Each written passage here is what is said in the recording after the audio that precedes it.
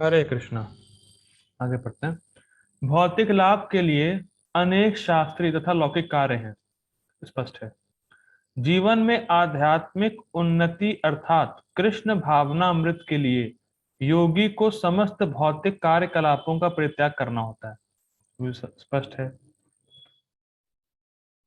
कोई यह तर्क कर सकता है कि यदि कृष्ण भावनामृत पूर्ण हो जाए तो इससे सर्वो सिद्धि प्राप्त हो सकती है, किंतु यदि यह सिद्धि प्राप्त ना हो पाई तो भौतिक एवं आध्यात्मिक दोनों दृष्टियों से मनुष्य को क्षति पहुंचती है। ठीक है, ऐसा होता नहीं, हम लोग पढ़ चुके हैं।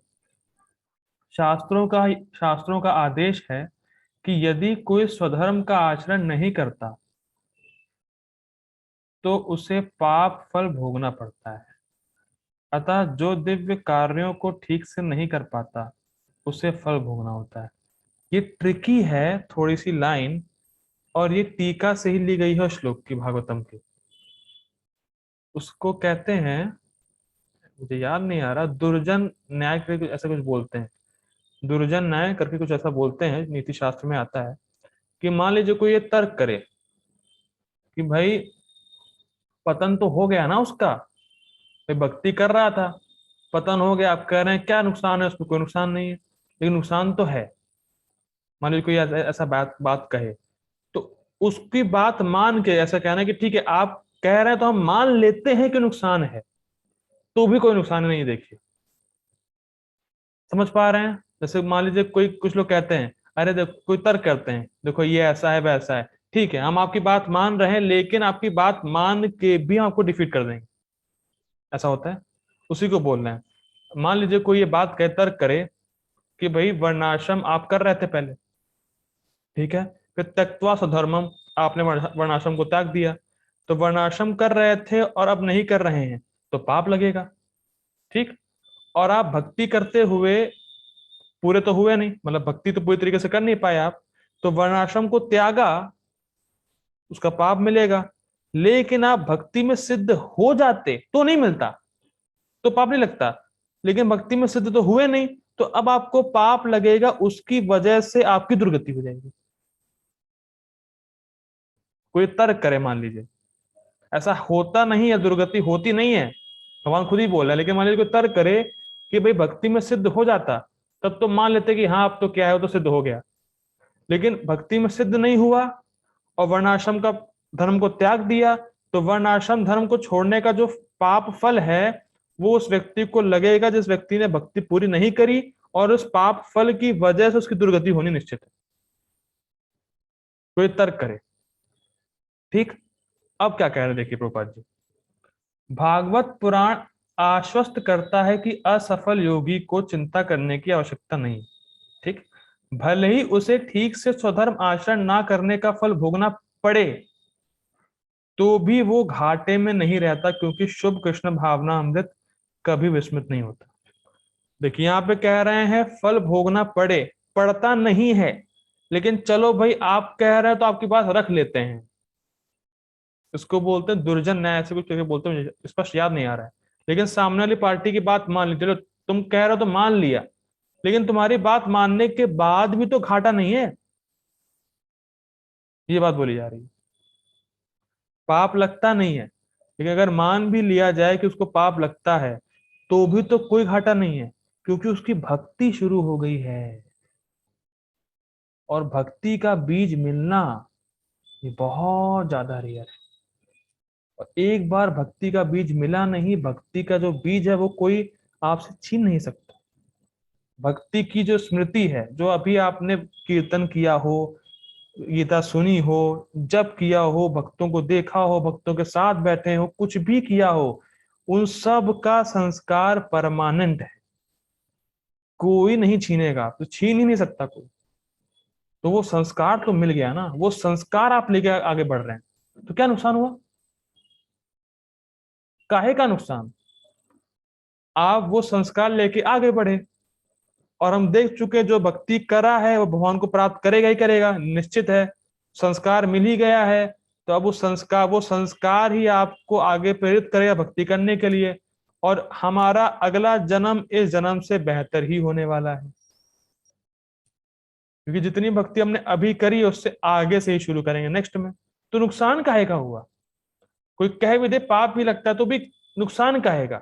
पाप लग भी गया, लेकिन जो भक्ति का जो बीज है, भक्ति का जो संस्कार है, वो तो नहीं छीन लिया ना कोई, वो तो हमारे पास ही है ना, इसीलिए कोई घाटा नहीं है। अगर पाप लगे तो भी रखता नहीं, लेकिन ठीक है, आगे पढ़ते हैं। जो इस प्रकार में लगा रहता है वह अगले जन्म में निम्न योनि में भी जन्म लेकर पहले की भांति भक्ति करता है। उदाहरण याद आ रहा है आपको? भरत महाराज हिरण बन गए थे वो, गजेंद्र, इंद्रद्युम्न राजा थे वो, लेकिन गजेंद्र बने और भक्ति का संस्कार था तो तुरंत उनको भगवान की प्रार्थना याद आ गई। बहुत जबरदस्त बात है। तो अब जैसे कोई कहे, अरे भरत महाराज देखो इतने एग्जॉल्टेड डिवोटी थे, हिरण बन गए। हिरण तो बन गए, लेकिन पतन कहाँ हुआ? हिरण बनने के बाद भी तो भक्ति कर रहे हैं, तो काहे का पतन? नो पतन। उनका पतन हुआ ही नहीं, क्योंकि उनकी स्मृति नहीं गई, भक्ति का संस्कार नहीं गया, चेतना वही रही, शरीर कुछ भी हो। प्रभुपाद जी बोलते हैं संबंध में, भागवतम का एक प्रसंग लेते हैं, प्रभुपाद जी बोलते हैं कि जब दक्ष थे, दक्ष दक्ष प्रजापति में आते हैं, और सती के पिता थे, मतलब शिव जी के ससुर ससुर थे दक्ष, फादर इन लॉ। तो जब दक्ष की मुंडी या मतलब सर शिव जी ने काट दिया, और उसकी जगह बकरे का शेर, बकरे का सर लगा दिया था उनको, दक्ष को। तो अब आगे चल के दक्ष बकरे के सिर से शिव जी की प्रार्थना करते हैं संस्कृत में। अब कोई कहे, अरे बकरा संस्कृत बोल रहा है, आश्चर्यचकित हो जाएगा, अरे ये कैसे हो सकता है? मान लीजिए अभी जगत में, मान लीजिए आप आपके आसपास कोई बकरा हो और संस्कृत बोलने लगे, गीता के श्लोक बोलने लगे, हैं ये कैसे हो रहा है भाई, ये क्या चक्कर है? उसी प्रकार से, लेकिन उनको भक्ति का संस्कार प्राप्त दक्ष को, तो शरीर कुछ भी हो, कोई कोई भी मुंडी लगी हो, लेकिन चेतना है, चेतना भक्तिमय है, इसी वजह से वो प्रार्थना कर पाए।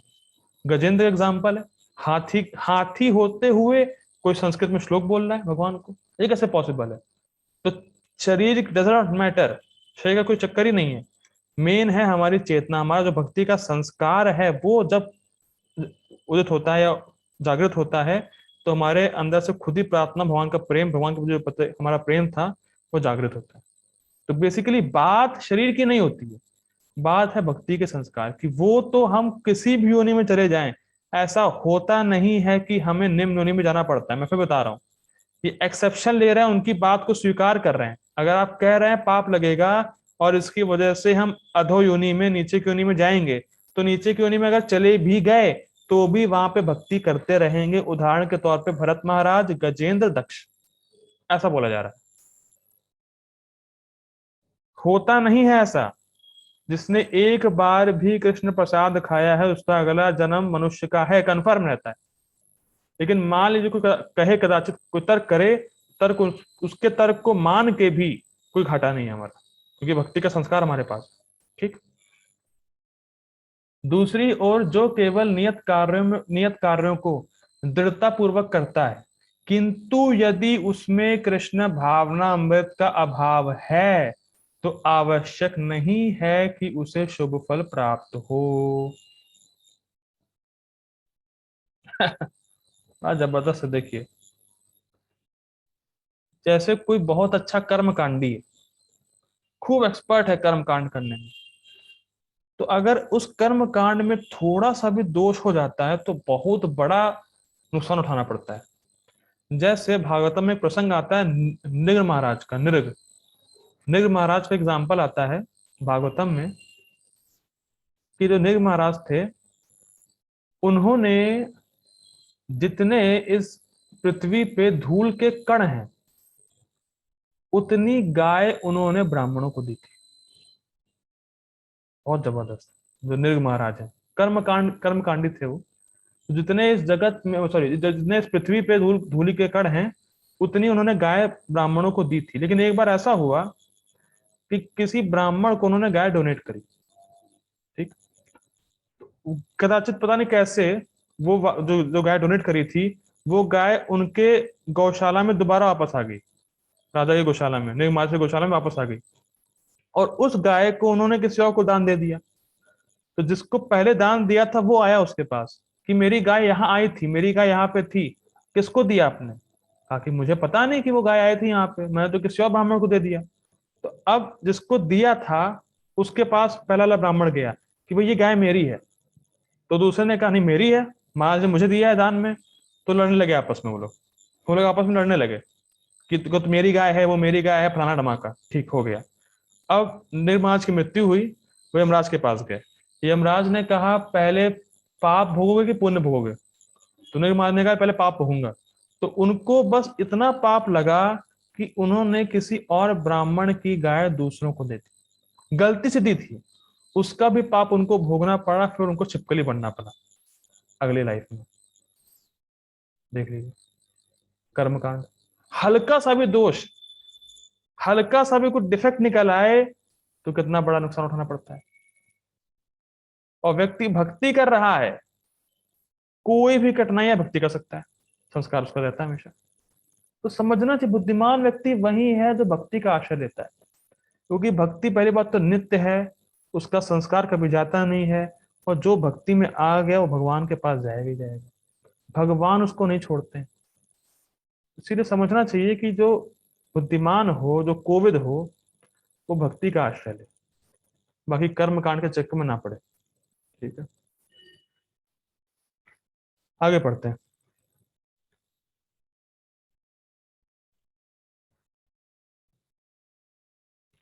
इस श्लोक का तात्पर्य इस प्रकार है। इस श्लोक का मतलब तात्पर्य अब शुरू हुआ है क्या? नहीं, थोड़ा शैली प्रभुपाद जी की। इस श्लोक का तात्पर्य इस प्रकार है, मानवता के दो विभाग किए जा सकते हैं, नियमित तथा अनियमित। नियमित मतलब जो शास्त्रों का पालन करते हैं, अनियमित मतलब जिसको शास्त्र से कोई मतलब नहीं है, जानवर हैं, निहायती ढीठ हैं, रास्कल हैं और पशु की तरह जीते हैं, वो अनियमित है। ठीक, कोई नियम नहीं उनके जीवन में, शास्त्रों का कोई नियम नहीं। ठीक, आगे बढ़ते हैं। जो लोग अगले जन्म या मुक्ति के ज्ञान के बिना पाश्विक इंद्रिय तृप्ति में लगे रहते हैं, वे अनियमित विभाग में आते हैं। बहुत सुंदर लाइन है। 99% लोग या 90% लोग अगले जन्म में विश्वास भी नहीं करते। ठीक, और जब अगले जन्म में विश्वास ही नहीं है तो मुक्ति के बारे में क्या सोचना फिर? तो ऐसे लोग निहायती जानवर है, वो सिर्फ आहार निद्रा भय मैथुन में लगे रहते हैं, जो पशु का काम है। ठीक, तो इसीलिए बोल रहे हैं वो अनियमित है, मतलब शास्त्र का कोई ज्ञान नहीं है, उनको को ये नहीं पता कि वो आत्मा है, वो इस भौतिक जगत में दुख भोग रहे हैं, इस संसार से निकलना है, कुछ नहीं पता। वो सब खाली eat drink and B Mary वाले लोग हैं, और वो सब पशु हैं। ठीक है, जो लोग शास्त्रों में वर्णित कर्तव्य के सिद्धांतों का पालन करते हैं, वे नियमित विभाग में वर्गीकृत होते हैं, स्पष्ट। ठीक है, अच्छा एक इंटरेस्टिंग है, जो शास्त्रों में वर्णित कर्तव्यों के सिद्धांतों का पालन करते हैं, मतलब ऐसे लोग जो नियम तो पालन कर रहे हैं, पर उद्देश्य क्या है? स्वर्ग वगैरह जाना। उनका भी उद्देश्य इंद्र तृप्ति है, सेंस ग्रेटिफिकेशन उनका उद्देश्य भी है, लेकिन शास्त्रों का पालन करते हैं जिससे कि मुझे हायर भोग प्राप्त हो। ठीक है, वो भी नियमित वाले वर्ग में आते हैं क्योंकि वो शास्त्रों को मान रहे हैं। ठीक, अनियमित विभाग के संस्कृत तथा असंस्कृत शिक्षित शिक्षित तथा अशिक्षित बलि तथा निर्बल लोग पार्श्विक वृत्तियों से पूर्ण होते हैं, मतलब जो अनियमित वाले हैं। ठीक है, ठीक, उनके कार्य कभी भी कल्याणकारी नहीं होते, क्योंकि वे पशुओं की भांति आहार निद्रा भय तथा मैथुन का भोग करते हुए इस संसार में निरंतर रहते हैं, जो सदा ही दुख में है। पापा जी क्या बता रहे हैं, देखिए, ना ही कल्याण कृत कश्चित दुर्गतिम तात गच्छति। जो कल्याण कार्य में लगा उनकी दुर्गति नहीं होती। तो प्रभुपाद जी स्पष्ट कर रहे हैं कि जो व्यक्ति इंद्रिय तृप्ति में लगा है उनके जो कार्य हैं वो कल्याणकारी नहीं है, उनकी दुर्गति होनी। समझ में आ रहा है? श्लोक में जब कहा जा रहा है कल्याण कार्य में लगे हैं, तो कौन सा कल्याण कार्य, क्या होता है कल्याण कार्य? तो प्रभुपाद जी बता रहे हैं कि जो इंद्रिय तृप्ति करता है उसके सारे कार्य कल्याणकारी नहीं होते। ठीक। किंतु जो लोग शास्त्रीय आदेशों के अनुसार संयमित रहते हैं और इस प्रकार क्रमशः कृष्ण भावना अमृत को प्राप्त होते हैं, वे निश्चित रूप से जीवन में उन्नति करते हैं। देखिए, जो व्यक्ति शास्त्र पालन कर रहा है, हमने पढ़ा है कि शास्त्र के घेरे में आ गया है, तो धीरे धीरे उसके नियम पालन करते करते वो धीरे धीरे आगे बढ़ेगा, शुद्ध होता है। ठीक। तो कल्याण कार्य मतलब जो भक्ति परख शास्त्र हैं उनके नियमों के हिसाब से चलता है। ध्यान दीजिए, तो फिर रिपीट कर रहा हूं। जो लोग शास्त्रीय आदेशों के अनुसार संयमित रहते हैं, कौन से शास्त्र? जो भक्ति परख है, जो भक्ति के बारे में बताते हैं, गीता हो गई, भागवत हो गई, ऐसे शास्त्रों का जो पालन करता है, धीरे धीरे उसकी भक्ति में प्रगति होती है, वो निश्चित जीवन में उन्नति करते हैं। लोग शास्त्रों का पालन स्वर्ग जाने के लिए भी करते हैं, कर्म कांड वगैरह, लेकिन यहाँ पे जो है वो बात हो रही जो भक्ति के शास्त्रों का नियम पालन करे। 16 माला का जप, भगवान का वगैरह की सेवा, कीर्तन, श्रवण, ये सब कैसे पता चलता है हमें? गीता भागवत से। तो हम अगर उनके नियमों का पालन कर रहे हैं तो हम जीवन में उन्नति करते हैं। बस स्पष्ट है? ठीक है। अब ये जो आगे पैराग्राफ आने वाला है, कल्याण मार्ग के अनुयायियों, ये टीका है भक्ति विनोद ठाकुर जी की। प्रभुपाद जी के ग्रैंड स्पिरिचुअल मास्टर बोलेंगे, Prabhupada ji grand spiritual master की टीका है ये इसी श्लोक पे, तो प्रभुपाद जी उसको भी इंक्लूड कर रहे हैं समझाने के लिए कि कल्याणकारी कार्य क्या होते हैं और कौन करता है इसको। ठीक। देखिए, कल्याण मार्ग के अनुयायियों को 3 वर्गों में विभाजित किया जा सकता है। जो कल्याण कार्य करते हैं वो 3 प्रकार के लोग हैं। तो जो कल्याणकारी मार्ग में है, कल्याण कार्य करने वाले मार्ग में है जो, उनके 3 डिवीजन है। क्या है? पहला है भौतिक संपन्नता का उपभोग करने वाले शास्त्रीय विधि विधानों के अनुयायी। ये है कर्मी लोग, जो विधि विधानों का पालन करते हैं जिससे उनको स्वर्ग वगैरह मिले या इस जगत में कोई भोग प्राप्त हो। तो ये भी कल्याण मार्ग में इस रेफरेंस से हैं कि कम से कम वो शास्त्रों को मान रहे हैं, वो विकर्म नहीं कर रहे हैं, मतलब पशु की तरह नहीं जी रहे हैं, कम से कम शास्त्र पालन कर रहे हैं। इस रेफरेंस से वो कल्याण मार्ग में। भक्ति विनोद ठाकुर थोड़ा सा ब्रॉड फ्रेम ले रहे हैं। ठीक। तो क्या बोला जा रहा है? देखिए, इस जगत में जो आजकल के लोग, सो कॉल्ड लोग हैं कर्मी, वो वास्तव में कर्मी भी नहीं। प्योर कर्मी वो होता है जिसको हायर भोग चाहिए होते हैं, स्वर्ग वगैरह के भोग। तो आजकल तो कर्मी भी शुद्ध नहीं रहे। बताइए, कर्मियों में भी मिलावट आ गई। देख लीजिए, कलयुग का ये हाल है। जो शुद्ध कर्मी, जो प्योर कर्मी होगा, वो इस भौतिक, जो इस जगत का, जो इस पृथ्वी का सुख है, सोचेगा अरे यार बेकार सुख है, तो हमें कुछ हायर सुख प्राप्त हो।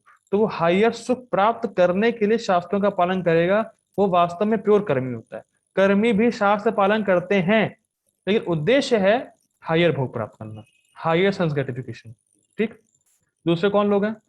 दूसरे इस संसार से मुक्ति पाने के लिए प्रयत्नशील लोग। ये है दूसरे। ये कौन लोग हैं? जो समझ गए हैं कि ये भोग प्राप्त करने से कुछ होने वाला नहीं है, कोई फायदा नहीं है, दुख ही दुख मिलता है। ये जो तुच्छ तुच्छ तुच्छ भोग हैं, क्षणिक होते हैं, जब मिलते हैं फिर दुख प्राप्त होता है महान। ये संपर्क जाप होगा दुख योनि या एवते, आदि अंतवंत कौनते नातेश्वरम ते बुधा। इसका आदि है, इसका स्टार्टिंग है, इसका एंड है। ये थोड़े थोड़े भोग जो प्राप्त हो रहे हैं हमें, ये क्षणिक है। तो वो इस जगत से मुक्त होना चाहते हैं, लेकिन ध्यान दीजिएगा, अभी भी उनको भगवान की सेवा के बारे में कुछ नहीं पता। वो भोग नहीं चाहते, बस इस संसार से मुक्ति चाहते हैं। ये जो भोग है दुख देते हैं हमें, अरे क्या करेंगे संसार में रह के, तो संसार से मुक्त होते हैं। लेकिन मुक्त होने के बाद क्या करना है? नहीं पता, भगवान की सेवा करनी कुछ नहीं पता उनको, ठीक। क्योंकि ये हो गया सेकंड लोग। थर्ड है कृष्ण भावना के भक्त, जो स्पष्ट है, ठीक। अब देखिए, प्रथम वर्ग के अनुयायियों को पुनः दो श्रेणियों में विभाजित किया जा सकता है। जिनको इंद्र तृप्ति चाहिए थी, जो कर्मी थे, उनको फिर दो में डिवाइड कर दिया। इसका आप बना सकते हैं चार्ट वगैरह कॉपी पे, तो ज्यादा इजी रहेगा आपको समझने के लिए, ठीक है।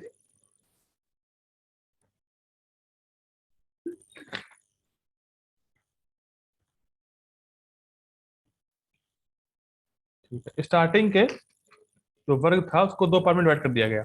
अब पहला पार्ट क्या है, देखिए, सकाम कर्मी तथा इंद्र तृप्ति की इच्छा ना करने वाले, ठीक है। सकाम कर्मी जीवन के उच्चतर उच्चतर स्तर तक उठ सकते हैं, यहां तक कि स्वर्ग लोक को जा सकते हैं, तो भी इस संसार से मुक्त ना होने के कारण वे सही ढंग से शुभ मार्ग का अनुगमन नहीं करते। स्पष्ट। तो पाज उसको बता, मतलब लिख रहे हैं कि जो भोग करते हैं वो शुभ मार्ग, मतलब भक्ति का मार्ग, वो नहीं पकड़ सकते, ठीक। क्यों? देखिए, बहुत अच्छा बात आ रही है। स्वर्ग भी एक धोखेबाजी। भाई जैसे मान लीजिए, जैसे मान लीजिए कोई, ऐसे आप लोगों में से शायद कोई बैंक की तैयारी कर रहा होगा, कोई किसी की तैयारी कर रहा होगा। मान लीजिए कोई आईएएस की तैयारी कर रहा है, ठीक, बहुत पढ़ रहा है वो। मैं उससे कहूं देखो, बिना एग्जाम के मैं तुम्हें आईएएस बना दूंगा।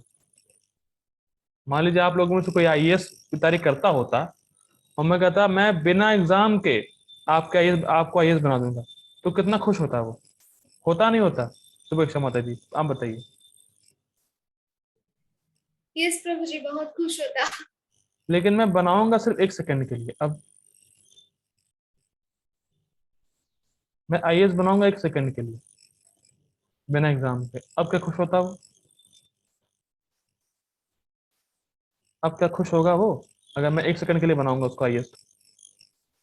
नहीं। ये धोखेबाजी। वो कहते हैं, हम लोगों ने पहले पढ़ा था, जो दूसरा अध्याय था गीता का, कि वेद में उसको क्या शब्द यूज हुआ था उसमें टीका में, मतलब ज्यादा ग्लोरीफाई करते हैं लेकिन ग्लोरिफिकेशन उसका होता नहीं। जैसे उसमें कहते हैं कि आप स्वर्ग जाएंगे तो वहां आपको अमृत मिलेगा, आप वहां अमर हो जाएंगे, लेकिन ऐसा होता नहीं है। स्वर्ग में कोई अमर है नहीं। तो धोखेबाजी हो रही है। मतलब आपको मैं कह रहा हूँ वहां जाओ, लेकिन जाने पर भी वहां सुख नहीं है। धोखेबाजी है कि नहीं? मैं आपसे कह रहा हूं वहां बड़े सुखी हो जाएंगे, आप गए, सुखी हुए ही नहीं आप। मैं आपसे कहूं मैं आपको आईएएस बना दूंगा, अरे वो अच्छी बात है, लेकिन फिर मैं कहूं बनाऊंगा 1 सेकंड के लिए, अरे धोखेबाजी कर रहे हो तुम। 1 सेकंड को आईएएस बनने का क्या फायदा? उसी प्रकार से स्वर्ग में रहते हैं 10,000 साल तक लोग रहते हैं, तो 10,000 को डिवाइड करिए आप इन्फिनिटी से, तो क्या मतलब है उसका? अनंत समय में 10,000 साल क्या है? कुछ नहीं।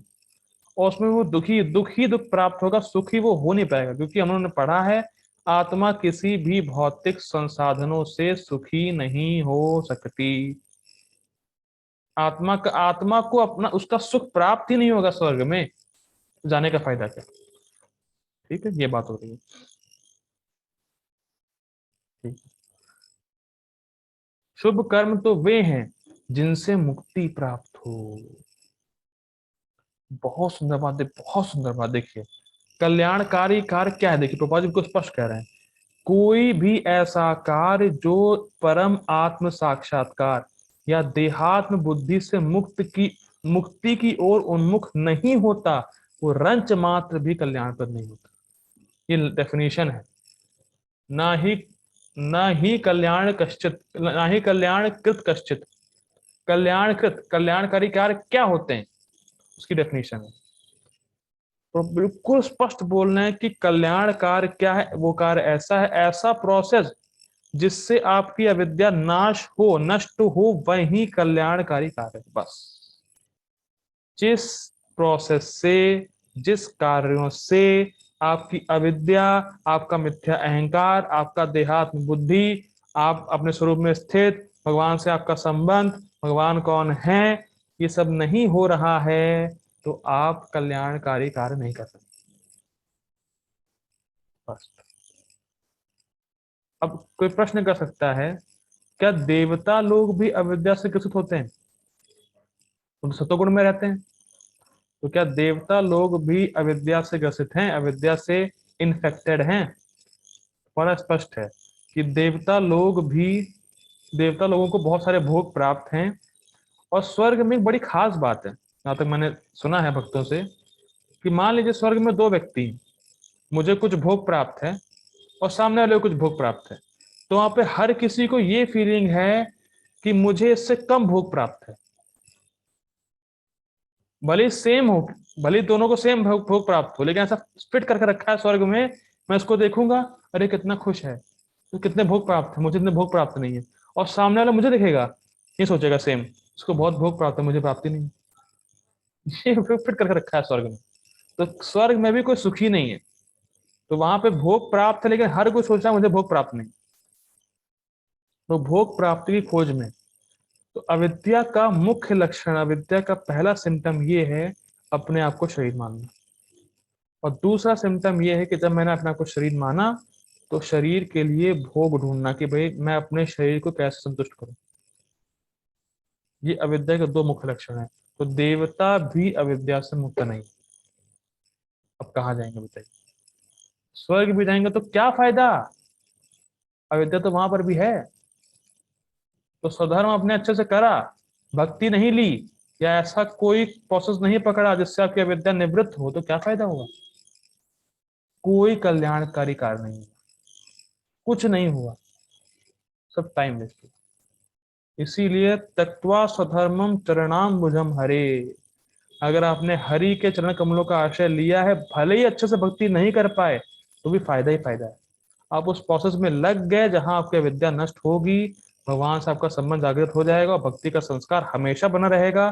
तो आप हमेशा, आपका जो नेक्स्ट जीवन है वो प्रीवियस जीवन से अच्छा होने वाला है। भक्ति का स्वभाव यही है। आपका जो नेक्स्ट अगर जीवन हुआ भी, भक्ति पूरी नहीं हुई, तो आपका नेक्स्ट जीवन, नेक्स्ट लाइफ इससे बढ़िया होने वाली है। जबरदस्त। ठीक, भगवान आगे बताएंगे इस चीज को। ठीक है, बहुत सुंदर, बहुत सुंदर। कृष्ण भावना अमृत संबंधी कार्य ही एकमात्र, कृष्ण भावना अमृत संबंधी कार्य ही एकमात्र शुभ कार्य है। जो कृष्ण भावना अमृत के मार्ग पर प्रगति करने के उद्देश्य से स्वेच्छा से समस्त शारीरिक असुविधाओं को स्वीकार करता है, वही घोर तपस्या के द्वारा पूर्ण हुई कहलाता है। घोर तपस्या, सुबह उठना। हरे कृष्णा प्रभु जी, अगर आप मेरी बात सुन पा रहे हैं,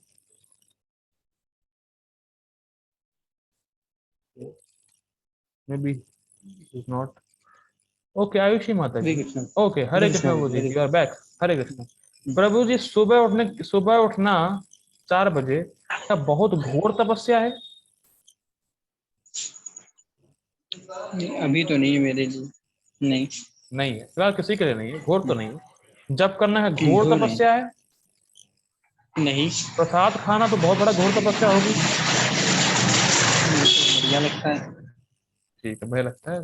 ठीक है, बहुत सुंदर। देखिए, यहाँ पे यही कहा जा रहा है भाई, कृष्ण भावना में जब भक्ति में प्रगति करने के लिए कुछ कुछ शारीरिक असुविधाओं को स्वीकार करिए, वो तपस्या है। लेकिन बहुत घोर तपस्या प्रभुपाद जी, इसलिए ये व्यंग व्यंग कर रहे हैं प्रभुपाद जी। भाई सुबह उठना कोई बहुत बड़ी तपस्या नहीं है।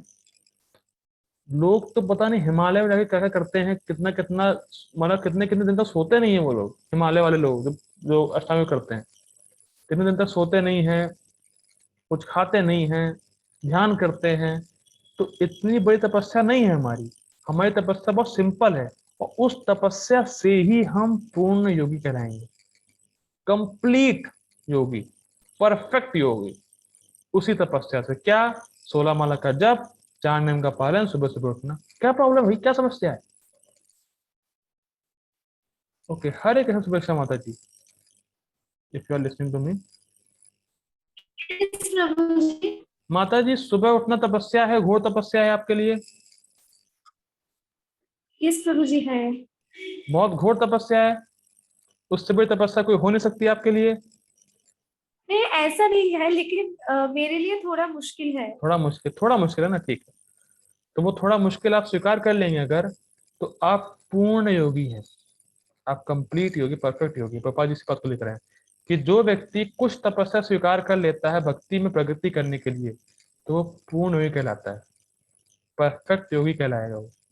और थोड़ी तपस्या तो होनी चाहिए जीवन में, क्योंकि हमारा जीवन, हमारा मनुष्य शरीर तपस्या के लिए ही बना है, भोग के लिए नहीं बना है। तो कुछ तपस्या करनी ही चाहिए, क्योंकि उससे भक्ति में प्रगति होगी। ठीक है, आगे बढ़ते हैं। चूंकि अष्टांग पद्धति कृष्ण भावनामृत की चरम अनुभूति के लिए होती है, अतः यह पद्धति भी कल्याणप्रद है। अतः जो कोई इस दिशा में यथाशक्ति प्रयास करता है, उसे कभी अपने पतन के प्रति भयभीत नहीं होना चाहिए। देखिए, कभी कभी लोग प्रश्न करते हैं कि भाई जो रामदेव बाबा जी हैं, क्या वो अष्टांग योगी हैं? या जो बहुत आसन वगैरह करते हैं, दिखाते हैं टीवी पे, यूट्यूब पे, तो वो कौन से योगी हैं? वो अष्टांग योगी हैं कि नहीं है? देखिए, वो सब कोई योगी नहीं। अरे प्रभु जी इतनी बड़ी बात बोल रहे हैं। फैक्ट, योगी मतलब जो भगवान पे ध्यान करे, भगवान से कुछ संपर्क हो। लेकिन कोई भी सो कॉल्ड योगी जो अपने आप को बताता है आसन करते हुए कुछ कुछ, मैं योग कर रहा हूँ, योग का ये है, योग का वो है, फलाना ढमाका, भगवान कहाँ है उसमें? योग का मतलब ही है linking oneself to the supreme personality of Godhead. Gopal ji बताते हैं इसको। तो भगवान का संपर्क कहाँ हुआ योग में? अष्टांग योग भी परमात्मा पर ध्यान करना, भगवान का संपर्क है उसमें। तो जो पद्धति, जो प्रोसेस भगवान के संपर्क में हो, उसी को सिर्फ योग बोलते हैं। ठीक है, तो जो सो कॉल्ड योगा चल रहे हैं आजकल, वो सब योग योग है नहीं वास्तव में। और टॉप मोस्ट योग कृष्ण भावनामृत है। ठीक है, हम लोग यही रुकते हैं फिर आज। तो हम लोग आज क्या देखा, ये बात कर लेते हैं एक बार। देखिए, बहुत सिंपल है। जो व्यक्ति भक्ति में लगा है, या हमारे लिए भक्ति हो गया मान लीजिए, जो व्यक्ति भक्ति में लगा है, उसको भौतिक और आध्यात्मिक दोनों ही लाभ प्राप्त होंगे, उसका कभी पतन नहीं होता। और अच्छी बात भक्ति में ये है कि अगर भक्ति सही से नहीं भी कर पाया, उसके पूर्व संस्कार उसके साथ रहते हैं, और फिर वो आगे भक्ति कर सकता है। और भक्ति में आया मतलब भगवान के पास जाएगा। आप ट्रेन में बैठे मतलब आपको डेस्टिनेशन पे पहुंचा ही देगी ट्रेन। तो बहुत स्पष्ट, बहुत चिंता फ्री होना चाहिए कि भाई अगर मैं अच्छे से भक्ति नहीं कर पाया, अच्छे से मेरा हृदय शुद्ध नहीं भी हुआ इस बार, तो क्या बात है, क्या नुकसान है? अगर मैं सुबह नहीं उठ पाया लेकिन जप कर रहा हूं, तो क्या नुकसान है? सुबह नहीं उठ पाया, जप नहीं कर पाया, गीता क्लास में है, तो क्या नुकसान है? प्रसाद खा रहा है, तो क्या नुकसान है? कोई नुकसान नहीं। तो सब संस्कार मिल मिल के इकट्ठा हो जाएंगे, और फिर अगले जन्म में फिर भक्ति करेंगे। देखिए, यहाँ पे उद्देश्य नहीं कहा जा रहा है कि भक्ति में आप पतन हो जाए आपका। ये मत समझिएगा मैं ऐसा प्रेरित कर रहा हूँ कि भक्ति में पतन कर ही लीजिए अपना। गोपाल जी कहते हैं कि दिस इज योर लास्ट, ऐसा ऐसा करिए कि this is your last birth. इसके बाद आपका बिजनेस खत्म हो जाए, वहां के पास चले जाएं आप। लेकिन बाय द वे नहीं जा पाए, तो नुकसान कैसा? कभी ये नहीं सोचना चाहिए कि प्रभु जी मैं बहुत पतित, मैं बहुत बड़ा पतित जीवात्मा, मेरा पतन हो गया। पतन हुआ कहाँ तुम्हारा? इस श्लोक में क्या सीख रहे हैं? श्लोक में क्या सीख रहे हैं भाई? न ही दुर्गतिम तात गच्छति, दुर्गति तो होगी ही नहीं, पतन तो होने की संभावना ही नहीं है आप। अरे भाई, अगर थोड़ा सा भोगों में चले भी गए तो नुकसान कैसा? फिर भक्ति करोगे। तो कभी ये नहीं सोचना चाहिए कि मैं भक्ति छोड़ दूं। देखिए, बहुत सबसे बड़ी चीज है, आप कुछ भी कर लीजिए, भक्ति आपको किसी भी कर्म से प्राप्त नहीं होगी। भक्ति भक्ति करने से ही प्राप्त होगी। और भक्ति में लगे रहेंगे, भले ही भैया आप शुद्ध नहीं हुए या कुछ भी नहीं हुआ, आपका पतन भी मान, पतन मतलब फॉर एग्जाम्पल भक्ति नहीं कर रहे हैं, बात भक्ति छोड़ दी आपने, यही पतन, भक्ति छोड़ दी, तो नुकसान कैसा फिर आपका? और अगर भक्ति में, देखिए भक्ति छोड़ेंगे तो कोई नुकसान नहीं, ध्यान दीजिए, लेकिन भक्ति में बने रहेंगे तो कितना फायदा है, कितना बड़ा लाभ है कि अगर भक्ति करते रहे, अच्छे से भक्ति कर ली, तो इसी जन्म में, इसी समय आप भगवान के पास जा सकते हैं। नहीं गए तो नुकसान कुछ नहीं, नहीं गए तो भगवान फिर आपको भक्ति के लिए प्रेरित करेंगे, लेकिन भगवान के पास जाएंगे। मतलब आपको ये खुशी मनाना चाहिए कि कितनी बड़ी कृपा हम पे हुई है कि हम भगवान के पास जरूर पहुंचेंगे, समय कितना भी लगे, लेकिन भगवान के पास पहुंचेंगे जरूर। आज नहीं तो कल, लेकिन पहुंचना तो है, निश्चित है, कन्फर्म। ठीक है। श्री भगवद गीता की जय। शिल प्रभुपाद की जय। हरे कृष्ण।